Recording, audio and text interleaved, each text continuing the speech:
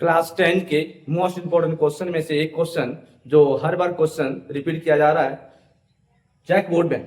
और ये क्वेश्चन अध्याय 9 के मैथमेटिक्स से क्वेश्चन पढ़ते हैं।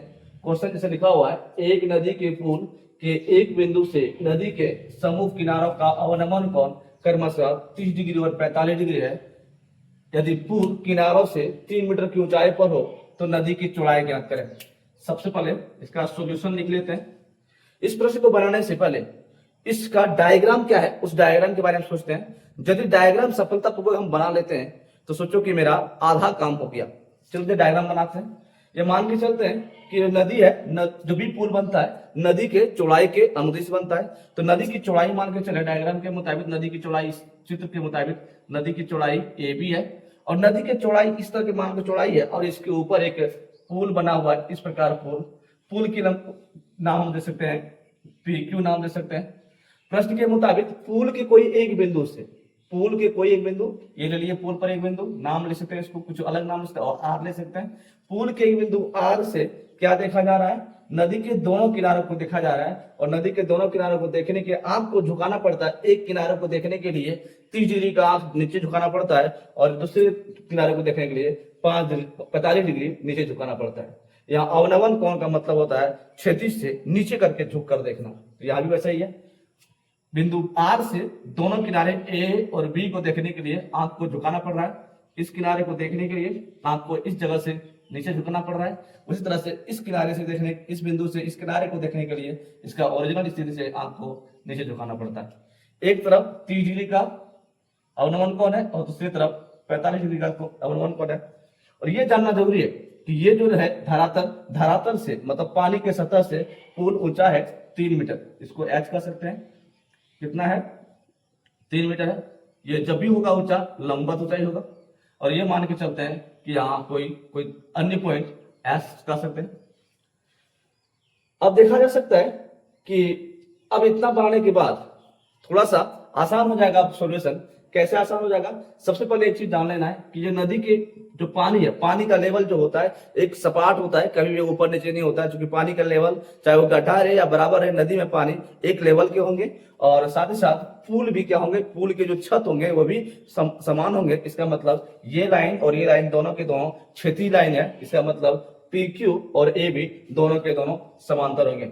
चित्र के मुताबिक यहाँ चित्र में देखा जाए तो पी क्यू पुल को रिप्रेजेंट कर रहा है, पुल की लंबाई कह सकते हैं। चित्र में ए बी जो दिख रहा है, ए बी जो है वो पुल नहीं बल्कि नदी की चौड़ाई है, नदी की चौड़ाई को रिप्रेजेंट कर रहा है, जो कि हमें पता करना है। प्रश्न के मुताबिक नदी की चौड़ाई पता करना है। अब जैसे कि बता दें कि ये पुल है, पुल का छत और ये नदी धरातल दोनों समांतर होगा चित्र में। चूंकि पी क्यू समानांतर ए बी, तो ऐसी स्थिति में या कौन पी आर ए और आर ए एस जा सकते हैं, बी तक जा सकते हैं, एकांतर कोण होगा। कहने का मतलब कौन पी आर ए, कौन पी आर ए बराबर कौन R A B, R A B. और दोनों के दोनों 30 डिग्री के बराबर होगा, आर ए बी। क्यों? क्योंकि ये एकांतर कोण के योग बनाएंगे। इसी प्रकार यहां से कौन क्यू आर बी, कौन क्यू आर बी बराबर कौन R B S, R B S दोनों के दोनों 45 डिग्री होगा। इस तरह से ये वाला कौन 30 डिग्री हो गया और यहां से ये वाला कौन 45 डिग्री हो गया। पुनः करके लिख सकते हैं। त्रिभुज आर ए एस में, त्रिभुज आर ए एस में चले तो देखा जा सकता है आर ए एस में थोड़ा सा नदी की चौड़ाई का इतना हिस्सा हम पता कर लेते हैं। कैसे पता होगा? इस त्रिभुज में ये 90 डिग्री है, 90 डिग्री के सामने वाला कर्ण और इसको इस कोण के मुताबिक हाइट कर सकते हैं। हम 8वां चैप्टर में पढ़ चुके हैं त्रिकोणमिति वाला में। और ये हुआ इस कोण के आधार पर ये आधार, तो इसमें tan वाला फॉर्मूला ले सकते हैं। क्यों 10 वाला लेंगे? क्योंकि हमको ये चीज निकालना है इसके आधार पर, तो 10 लिख सकते हैं। और 10 का एंगल है 30 डिग्री, और 30 डिग्री बराबर यहाँ सामने होगा RS बटे AS। आगे बढ़ के देखें तो देखा जा सकता है, जैसे कि हमें ये पता होना चाहिए, tan 30 का मान होता है 1/√3। 1/√3 इक्वल टू RS का वैल्यू हम देख सकते हैं H के रूप में 3 मीटर अपॉन AS तो अननोन है फिलहाल, तो यहां से AS का वैल्यू निकाल सकते हैं। AS इंटू 1 AS और 3√3 मीटर हो जाएगा AS। इसी प्रकार